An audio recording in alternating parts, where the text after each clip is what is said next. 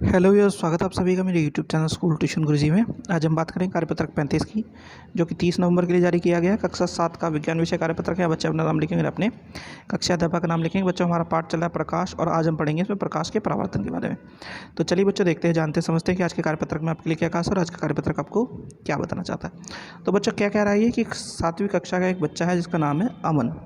वो क्या देखता है कि प्रकाश सीधी रेखा या पथ पर चलता है, लेकिन उसके मन में कई बार सवाल आता है कि जब प्रकाश किसी चमकदार पृष्ठीय सतह पर गिरता है तो उसका क्या होता है। तो ये जानने योग्य विषय है कि चमकदार सतह या अत्यधिक पॉलिश की सतह पर जब ये या दर्पण पर कोई प्रकाश गिरता है तो वो क्या होता है, परावर्तित होता है। इसको हम समझने के लिए एक छोटी सी एक्टिविटी करेंगे।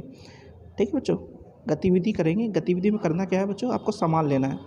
एक टॉर्च लीजिए, उसको कांच के चित्र 3 के अनुसार, जैसे ये दिखाया है बच्चों, ये चित्र 3 है आपका, इसके अनुसार काले रंग के चार्ट पेपर के टुकड़े पर ढक लीजिए और 3 किरण स्लिट बना लीजिए, यानी कि इस तरह का आपको बनाना है। ठीक है। फिर लकड़ी के किसी चिकनी बोर्ड या अन्य किसी चार्ट पेपर की सहायता से उसे फैलाएं। फिर चार्ट पेपर पर समतल दर्पण की एक बड़ी पट्टी सी लंबवत स्थिति में रखिए। अब टॉर्च से प्रकाश की किरण पूछ के स्लिट के साथ दर्पण पर निर्देशित करें। तो आगे क्या होगा बच्चों, टॉर्च को इस पर रखें कि प्रकाश बोर्ड पर चार्ट पेपर के साथ दिखाई दे। अब इसकी स्थिति को इस प्रकार समायोजित करें कि टॉर्च का प्रकाश समतल दर्पण पर एक कोण बनाते हुए टकराए, यानी कि इस तरह का कोण बनाते हुए टकराए। ये ऐसा आपको दिखाना जरूरी है। अब इसके बाद क्या करना है बच्चों आपको, अब इसी स्थिति को इस प्रकार समायोजित करना है कि टॉर्च का प्रकाश समतल दर्पण पर कोण बनाते हुए टकराए, यानी कि एक कोण बनाते हुए टकराएगा। तो अब आपको तो देखने को क्या मिलेगा कि समतल दर्पण पे जब कोई प्रकाश टकराता है, एक विशेष एंगल पे टकराता है, तो वो वापस मुड़ता है कि वो परावर्तित हो जाता है बच्चों। अब इसमें निष्कर्ष में भी क्या बता रहा है कि दर्पण अपने ऊपर पड़ने वाले प्रकाश की दिशा को बदल देता है। दर्पण द्वारा प्रकाश की दिशा का यह परावर्तन प्रकाश का परावर्तन कहलाता है।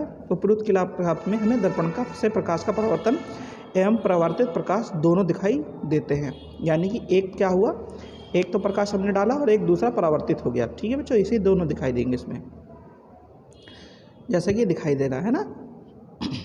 अब और क्या कह रहा है, दर्पण में परावर्तित प्रकाश की दिशा में भी देखें, अगर हम देखेंगे तो स्लिट्स की छवि प्रतिबिंब नजर आएगा हमें, यही प्रतिबिंब कहलाता है बच्चों। इस तरह की चीज़ प्रतिबिंब कहलाता है।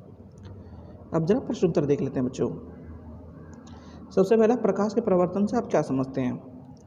तो प्रकाश के परिवर्तन क्या है मतलब बच्चों, कि दर्पण अपने ऊपर पड़ने वाले प्रकाश की दिशा को बदल देता है। दर्पण द्वारा प्रकाश की दिशा का ये परिवर्तन प्रकाश का परिवर्तन कहलाता है बच्चों।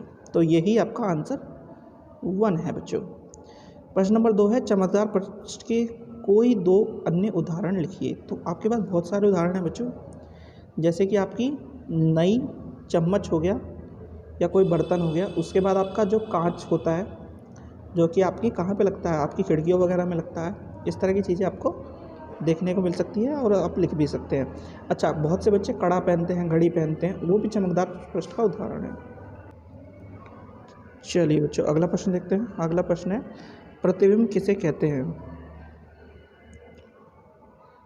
तो बच्चों, जब हम दर्पण में परावर्तित प्रकाश की दिशा में देखते हैं तो हमें स्लिट्स या छवि नजर आती है, जिसे हम प्रतिबिंब कहते हैं। यही आपका आंसर 3 है बच्चों। तो बच्चों, ये हो गया आपका कार्यपत्र कंप्लीट, और वीडियो भी आशा करता हूँ आपको वीडियो अच्छी लगी होगी। Thank you.